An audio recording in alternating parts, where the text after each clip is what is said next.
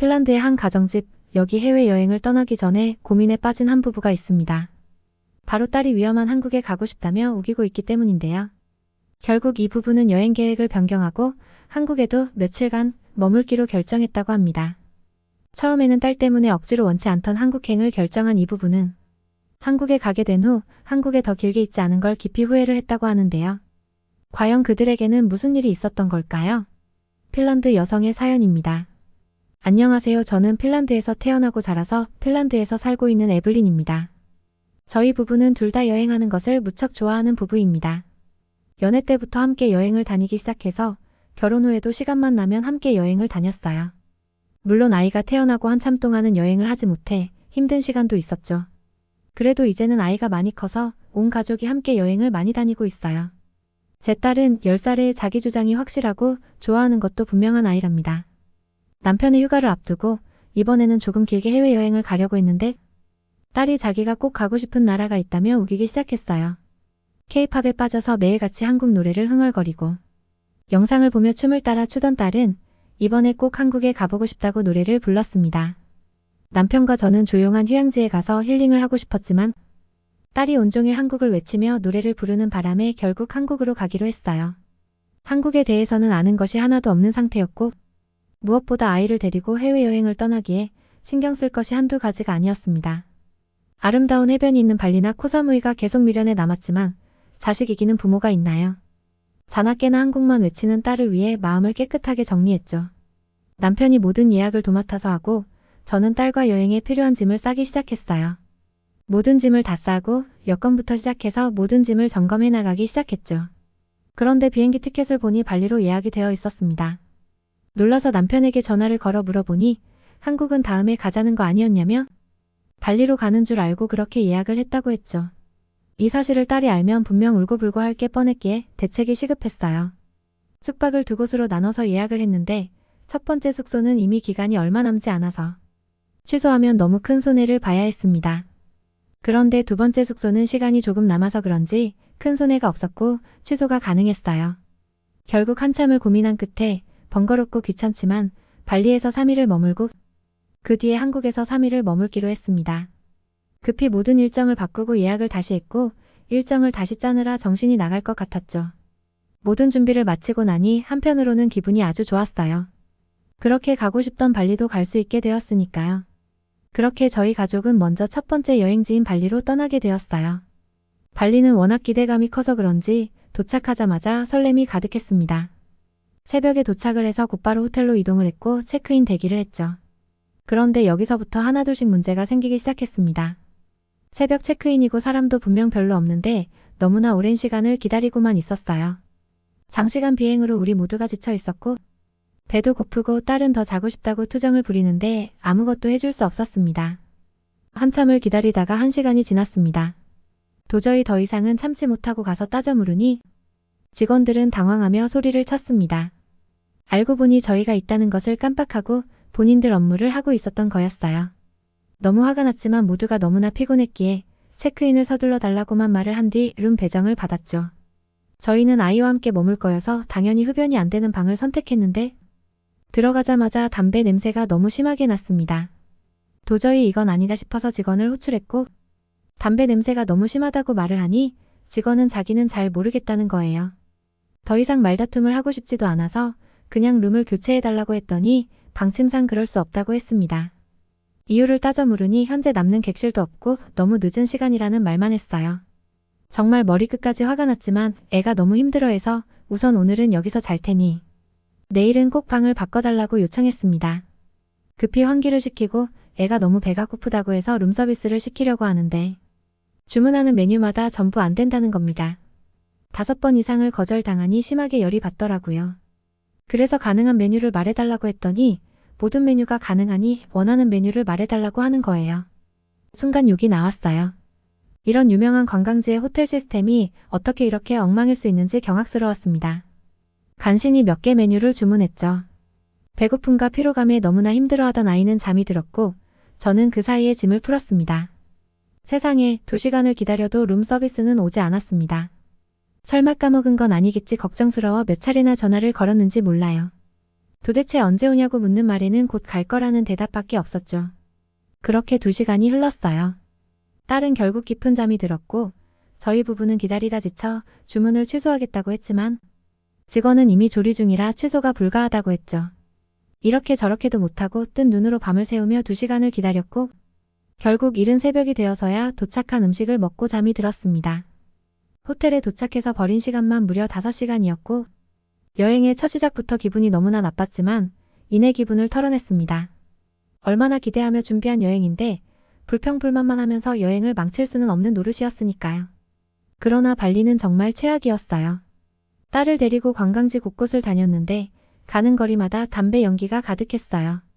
어릴 적부터 기관지가 약해서 담배 연기에 민감하던 딸은 결국 기침을 하기 시작했습니다. 심지어 거리에는 인도를 거의 찾아보기 힘들어서 비좁은 거리를 다닐 때면 오토바이들 때문에 위험천만했어요. 어린아이를 데리고 여행을 다니는 부모는 발리에서의 쉼은 상상할 수도 없겠더라고요. 유모차는커녕 안전하게 걸어다니는 것도 어려워 보였어요. 그나마 해변가에서 놀 때는 아름다운 자연을 누리며 행복했고 호텔 내 수영장에서도 즐겁게 놀 수 있었죠. 그거 말고는 발리에서의 여행은 내내 너무 힘들었습니다. 여행을 할 때면 늘 행복한 미소를 짓고 사진 찍기 바쁜 우리 가족이 난생 처음으로 사진도 거의 찍지 않고 떠나온 곳이 발리였어요. 하루빨리 한국으로 가고 싶다는 생각이 들 정도였습니다. 그러면서 한편으로는 한국도 이러면 어쩌지 걱정되었어요. 최악의 호텔 수준, 더럽고 지저분한 거리와 소매치기 위험 등 정말 이곳은 한순간도 더 머무르고 싶지 않았어요. 다음에는 무슨 일이 일어날지 몰라서 잔뜩 긴장하고 다녀서인지 피로감이 엄청났어요. 그렇게 한국으로 가는 비행기를 탔습니다. 한국이 처음이기도 하고 발리에서의 경험이 너무나 최악이었기에 잔뜩 긴장하고 있었지요. 그런데 인천공항에 내리는 순간부터 모든 것이 발리와는 비교할 수도 없을 정도였어요. 한국은 뭔가 분위기 자체가 달랐어요. 공항 택시를 타려고 택시를 기다리는 곳으로 갔는데 택시를 기다리는 길에 자신의 캐리어와 짐을 그대로 남겨두고 몇몇 한국인들이 흡연하는 곳으로 가더라고요. 저희 부부는 그 광경을 보자마자 저걸 다 훔쳐가면 어쩌려고 저런 대범한 행동을 하냐며 경악을 했죠. 저희에게 봐달라고 부탁하지도 않았는데 혹여나 누가 짐을 훔쳐갈까봐 걱정스러워 저희 부부는 계속 짐을 지켜보고 있었어요. 정말 놀라운 것은 흡연을 하고 오는 동안 그 짐에 손대는 사람이 한 명도 없었다는 사실이에요. 한국 사람들뿐 아니라 한국으로 관광을 온 외국인들까지도 말이죠. 핀란드나 발리였다면 저 짐은 이미 사라지고도 남았을 텐데 한국은 다르다는 것을 알았어요. 공항 택시를 이용하니 정말 편하게 호텔로 이동할 수 있었습니다. 기사님이 짐도 알아서 다 실어주셨고 무슨 책자 같은 것을 주셨는데 근처 관광지라며 한번 보라고 하셨죠. 택시 안에서 건네받은 책자를 보면서 주변 관광지 중 아이와 함께 갈 수 있는 곳들을 고르고 있는데 기사님이 아이와 함께 가면 좋은 곳을 몇 곳 추천해 주셨어요. 덕분에 관광지를 정하는 데 큰 도움이 되었습니다. 기사님의 친절함에 감동했어요. 호텔에 도착을 하니 호텔리어가 나와서 짐을 받아줬고 체크인을 곧바로 해줬어요. 1시간이나 기다렸던 발리와는 정말 달랐죠. 체크인이 신속하게 끝나서 저희는 도착하자마자 한국을 돌아다니며 여행을 할 수 있었습니다. 어디를 가면 좋을지 한참 고민을 하던 끝에 아쿠아리움을 갔어요. 애들이 참 좋아하는 곳이라고 해서 갔는데 저희 부부가 오히려 더 신났던 곳입니다. 그곳은 상상을 초월할 정도로 너무 좋은 곳이었어요. 세상에 어떻게 이런 공간이 있는지 머무는 내내 너무나 황홀했어요. 한국은 어떤 곳을 가든 시설 자체가 대단했습니다. 아쿠아리움 역시도 미래에 온 듯한 느낌이 들었고 마치 영화 속에 들어와 있는 그런 느낌이 들었죠. 한참을 구경하고 또 구경하는데 놀거리도 많았고 너무나 만족스러웠습니다. 이어서 저녁을 먹으러 가려고 길을 나섰는데 깜짝 놀랐어요. 밤이면 도시의 생기가 사라지고 어둠이 가득한 유럽 국가와는 다르게 한국의 밤은 또 다른 모습이었죠. 화려하고 빛나는 도시를 보니 신기했습니다. 심지어 핀란드의 경우 밤이면 온 거리에 쓰레기들이 가득해요. 걷다 보면 쓰레기들이 발에 치이는 것은 늘 있는 일인데 한국은 낮이든 밤이든 거리에서 쓰레기를 본 적이 없습니다. 정말 거리 자체가 깨끗했는데 이런 한국의 높은 시민의식이 부러우면서도 대단했어요. 인프라도 정말 잘 되어 있어서 어딜 가도 쾌적하고 편했습니다. 급하게 뭔가를 사려고 할 때 편의점에 가면 다 있었는데 그런 편의점이 곳곳에 있기도 했고 대부분 24시간 운영 중이라 언제든 방문할 수 있었죠. 음식점들도 24시간으로 운영하는 곳들이 많아서 언제든 식사가 가능했어요. 그리고 무엇보다 아이와 함께 여행하기에 정말 편했습니다. 우선 한국은 흡연 장소가 지정되어 있었고 절대 길거리 흡연을 하지 않았어요. 그렇다 보니 아이와 함께 길을 걷기에도 좋았고 어딜 가도 신경 쓰이지 않았습니다. 심지어 아이가 이용할 수 있는 곳들이 정말 많았죠. 곳이 있기에 가봤는데 이곳은 그야말로 아이들에게 천국이었습니다. 물론 부모도 편하게 쉴 수 있어서 좋았어요. 아이들이 노는 동안 한쪽에서 커피를 마시거나 식사를 하며 여유를 즐길 수 있었죠. 이왕 한국에 온 거 한국 아이들과 마음껏 뛰어놀 수 있도록 키즈 카페에서 2시간 조금 넘게 놀도록 했습니다. 여기서 정말 신기한 경험을 했어요. 한국 아이들 입장에서 저희 딸은 서양인이고 너무 낯설게 느껴질 거라 생각했습니다. 당연히 언어적인 부분에서 소통도 안 되니까요. 그러나 한국 아이들이 영어로 소통을 하는 모습을 보고 깜짝 놀랐습니다. 저희 애보다 어린애도 영어로 말을 하며 함께 노는데 순간 많은 생각이 들었죠. 저는 늘 저희 딸에게 사람을 조심하라고 교육했고 특히나 외국인과는 말도 섞지 말라고 가르쳤었거든요.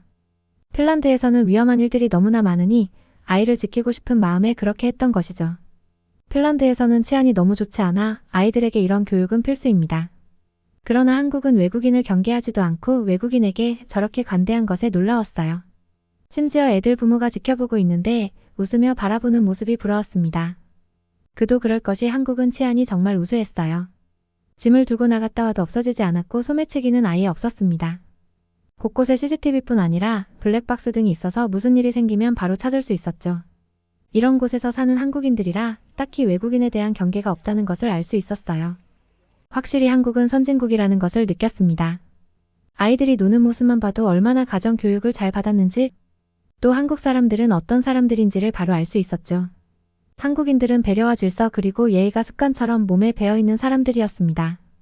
화장실만 가도 알 수 있었어요. 화장실에 사람이 많으면 알아서 한 줄 서기를 하며 차례를 기다리고 나가는 사람의 동선에 방해되지 않도록 한쪽으로 딱 줄을 섭니다. 누가 시키지 않아도 자연스럽게 그렇게 하더라고요. 심지어 새치기 하는 경우도 전혀 없었죠.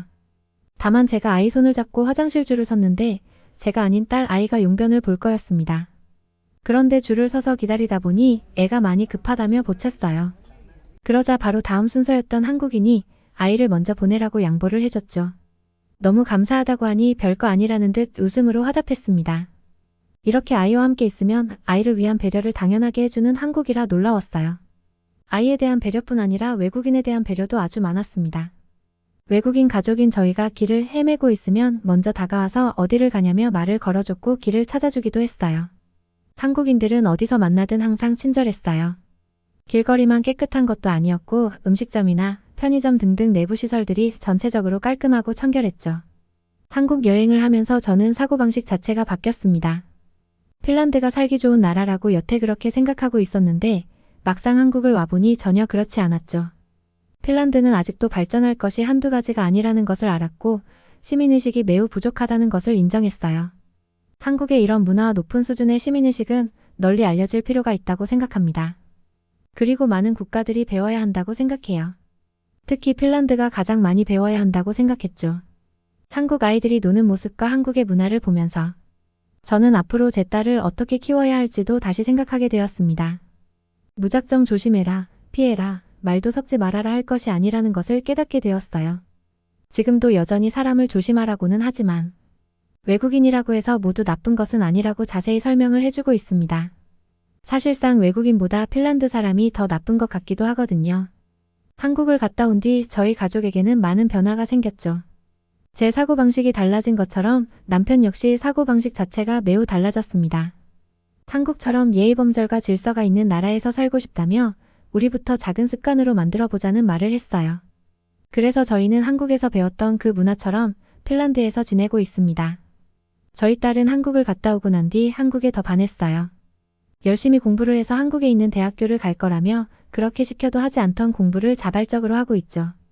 아직 먼 미래지만 만약 딸이 한국에 있는 대학을 간다면 온 가족이 함께 한국에 들어가서 살까 싶어요. 그리고 다음 휴가도 한국으로 가기로 이미 결정을 내렸답니다. 여기까지 해외 감동 사연이었습니다. 구독과 좋아요 부탁드립니다. 끝까지 시청해주셔서 감사합니다.